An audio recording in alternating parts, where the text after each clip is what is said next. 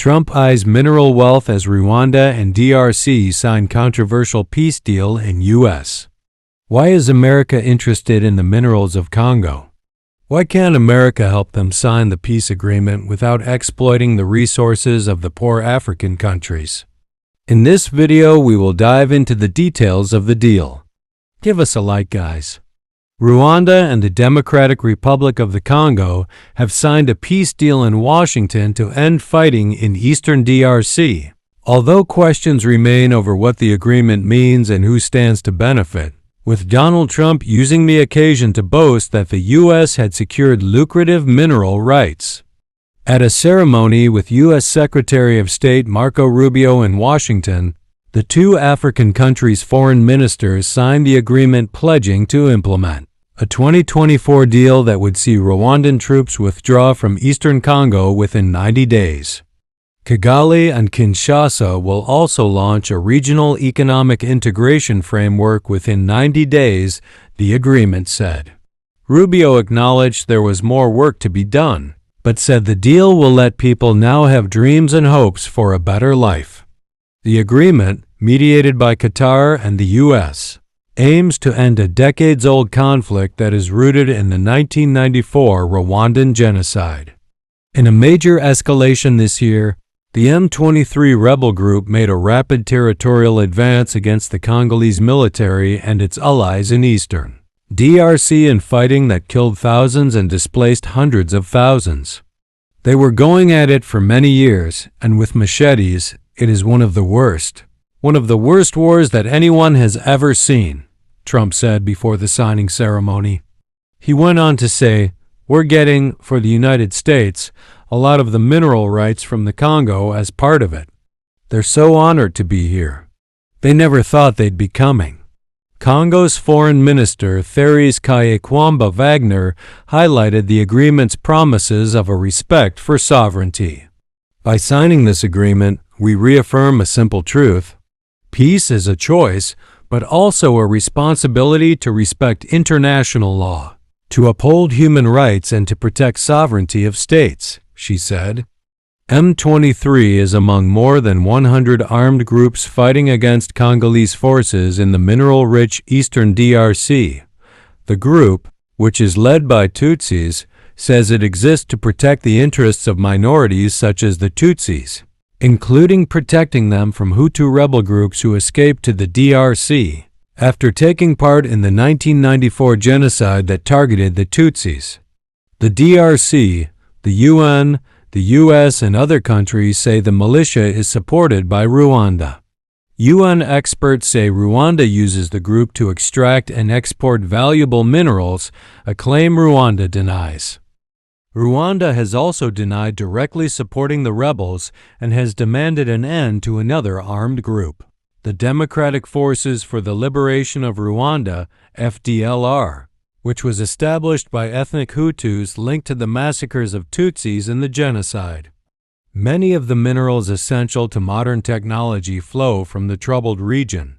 In the DRC, vast deposits of coltan, cobalt, and gold that power smartphones and electric vehicles, among other technologies, have become a driver of the decades-long conflict. This resource-driven struggle has transformed the eastern DRC's extraordinary mineral wealth into a source of persistent violence and instability. The strategic importance of these resources has placed the Congo at the center of U.S. geopolitical calculations in Africa. Washington has increasingly recognized that securing reliable supply chains for these materials represents a national security imperative.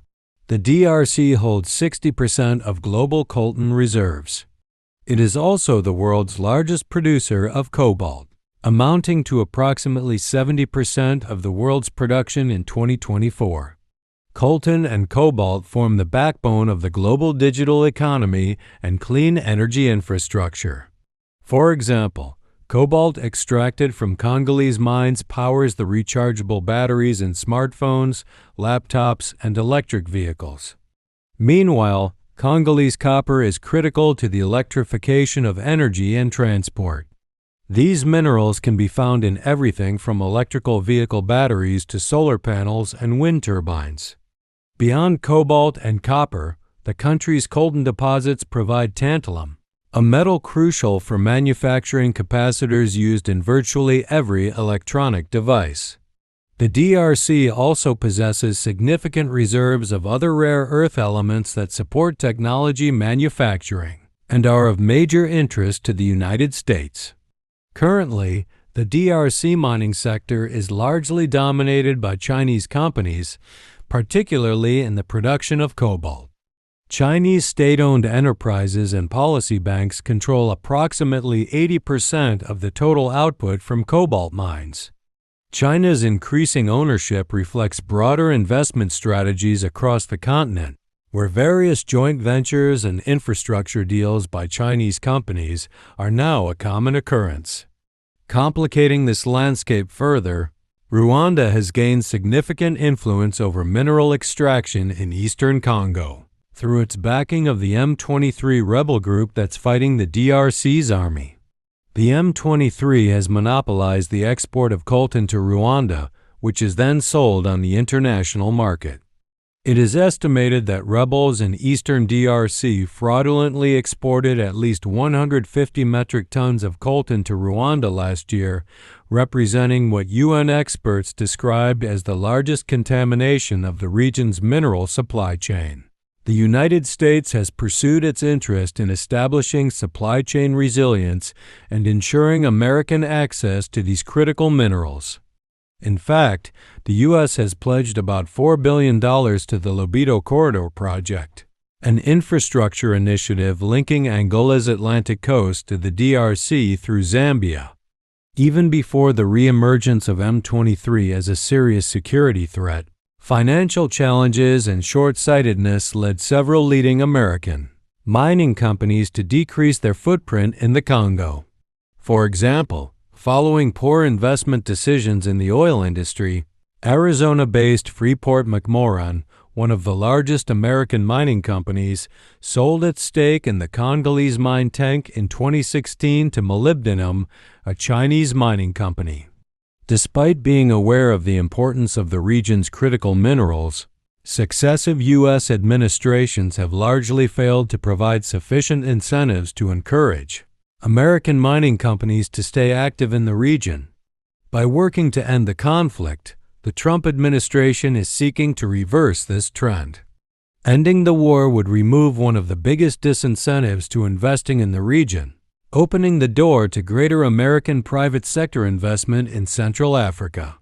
Among the companies poised to take advantage of sustained peace in the region is Cobalt Metals, which uses artificial intelligence to explore new mining sites. Cobalt recently announced that it will expand its operations into the DRC, and just last month, it was reported that Cobalt had reached a tentative agreement to buy the stake of an Australian mining company in a Congolese lithium deposit. Cobalt's interest in the Congo is significant because major investors in cobalt have contributed to Trump's political efforts.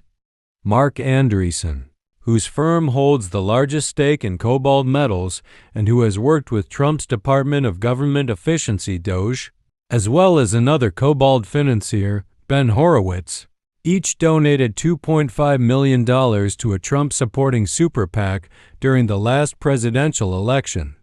Other wealthy and influential backers of Cobalt, Meta's Mark Zuckerberg, Amazon's Jeff Bezos, OpenAI's Sam Altman, and Microsoft's Bill Gates each contributed $1 million to Trump's inauguration.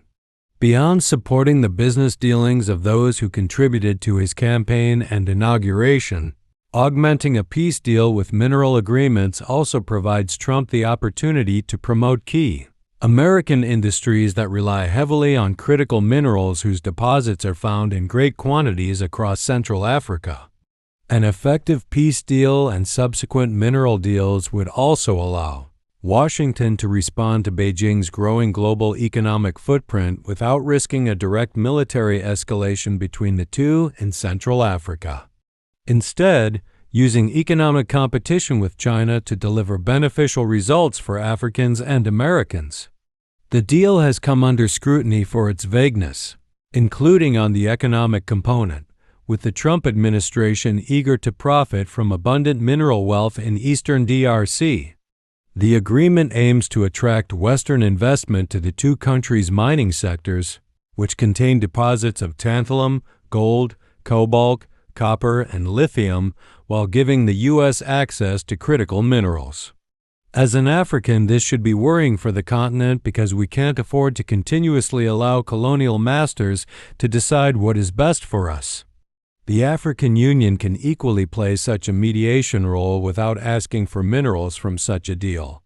Let's know what you think in comments section. Kindly like this video and share. Thanks for watching.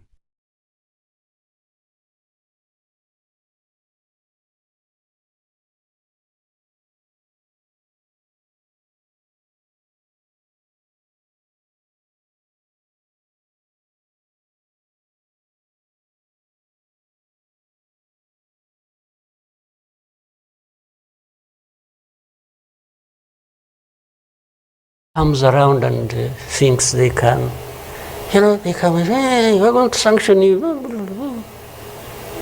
what? Go to hell.